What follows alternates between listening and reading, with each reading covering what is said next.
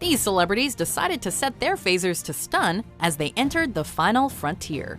Welcome to WatchMojo.com, and today we're counting down our picks for the top 10 celebrities you didn't realize were in Star Trek TV shows. Before we begin, we've got something big in the works, so be sure to tune in to Watch Mojo Live on May 31st for special musical performances and much more. For this list, we're looking at celebrities who had cameos and guest roles on any small-screen iteration of Star Trek. We're basing our choices on a mix of how famous these stars are and what each celebrity brought to the show. The perihelion of Mercury would have processed in the opposite direction. Number 10. Famke Janssen, Star Trek The Next Generation. I am for you, Ulrika Volt. Though she's better known for starring alongside Patrick Stewart in the X-Men series, that wasn't the first time they shared screen time. In the episode The Perfect Mate, Janssen plays Kamala, an alien who can make herself the perfect partner for any man. Naturally, this causes trouble as she woos the Enterprise crew. But the second time's even better than the first. Worse yet, she's betrothed to someone who sees her only as a diplomatic tool. Picard is left torn between his duty, his humanity, and his feelings for her. Kamala carries the bittersweet emotion of the situation powerfully as she's married off, but assures Picard she will always be his. Data to Captain Picard. Not out, Data. Number 9. Sarah Silverman, Star Trek Voyager. Excuse me. Do not enter. Employees only. The sign on the door. In the two-parter Future's End, Silverman plays researcher Rain Robinson, who accidentally finds the USS Voyager after it and another man bent on its destruction are sent back in time. Thanks to her wit and humor, she's quick to see through the crew's attempts to go unnoticed and joins forces with them, even calling Tuvok a freakosaurus along the way. Would you please hand me a burrito? Everything you guys do is just a little bit off. Her geeky ways manage to catch the attention of Tom Paris, who briefly kisses her before returning to the future, showing that brains are sexy in any century. I guess this is goodbye. Guess it is. Number 8. Jason Alexander, Star Trek Voyager. This is a time for celebration. The geostability of your world has been restored. While best known as comedic fool George Costanza, here Alexander plays Kuros, a shockingly straight character who acts as a spokesperson for problem-solving aliens. After trying to convince the crew to solve a bounty hunter problem in return for 7 of 9, his malicious plan is discovered, and the crew eventually turns his plan back on him. Alexander was actually thrilled to play an alien on a Star Trek TV show after repeated offers to come on as a human, and his appearance did not disappoint. Have a safe journey home, Captain. Number 7. Kelsey Grammer, Star Trek The Next Generation. This is Captain Morgan Bateson of the Federation starship Bozeman. If you need someone who can embody the intelligence and sense of tragedy that comes with being a member of an ill-fated crew, who better than a king of class? My wife had left me, which was very painful. Then she came back to me, which was excruciating. Grammer plays Captain Bateson of the doomed USS Bozeman, which gets flung years into the future and caught in a time loop, crashing with the Enterprise for all eternity. Grammer portrays the captain with his signature gravitas, showing not only strength of leadership, but also pain when he learns his fate. Luckily, Picard and company help free the Bozeman from the loop, but sadly, they can't help Bateson and his crew back to 2278. Perhaps you should beam aboard our ship. There's something we need to discuss.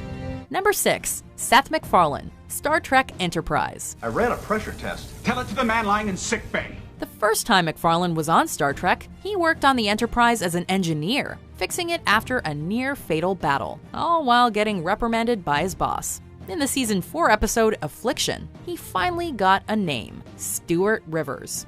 MacFarlane delivers a surprisingly reserved performance, working on the Columbia ship to adjust its field matrix. Dilithium matrix is stable. Driver coils are configured for warp speed. Nice work. After a stint on the show, MacFarlane returned the favor to several Star Trek cast members, having them make cameos on Family Guy. This is horseshit! And that's the last question. Thank you for coming. You've been wonderful. Number 5. Dwayne Johnson, Star Trek Voyager. When you go from the world of wrestling to a new world entirely, sometimes it's best to stick with what you know. Dwayne Johnson came out swinging as the Pandari champion in the futuristic sport of Sunkatse, fighting 7 of 9 in the ring. The Rock was truly an impressive sight, using his famous rock bottom move and even performing all his own stunts for the episode. Though we now know his acting career is a success, his brief stint on Star Trek was one of his earliest big breaks to help him transition out of wrestling. Number 4. Iggy Pop, Star Trek, Deep Space Nine. That would leave me stranded here. Creative types can be endless wells of talent. Boarding Deep Space Nine, Pop plays Yelgren, who comes to negotiate the exchange of a Vorta criminal in return for a very important Ferengi woman. Pop delivers a layered performance, switching from welcoming to violently impatient at the drop of a hat. Producer Ira Steven Behr was a huge fan of Pop's, though he regretted casting the rocker in such a subdued role compared to his performance persona. However, it's hard to deny the strength Pop brought to the character. I thought the Breen were annoying. Number 3. Abdullah II of Jordan, Star Trek Voyager. Being royalty has a few perks, especially if you're a Trekkie. The King of Jordan appeared very briefly in the episode Investigations as a science officer interacting with Harry Kim. Initially, he'd gone to take pictures on set while he was in LA, but then was asked if he'd like to be in a scene. He even offered cast members Ethan Phillips and Robert Picardo to visit Jordan. To boot, he's invested in the Red Sea Astrarium, a Star Trek theme park set to open in the Jordan city of Aqaba. Number 2. Stephen Hawking, Star Trek The Next Generation. In a holodeck poker game, Data decides to play the greatest minds in science, Isaac Newton, Albert Einstein, and Stephen Hawking, just to see what would happen. We certainly didn't expect Hawking to be such a card shark. The sarcastic banter between these geniuses is nothing short of hilarious, especially the dig about Newton's apple story. The day that apple fell on my head was the most momentous day in the history of science. Not the apple story again. In the end, Hawking plays the winning hand, taking Einstein for all he's worth, and visibly having a ball in the process. Before we unveil our number 1 pick, here are some honorable mentions. Captain on the deck. At ease.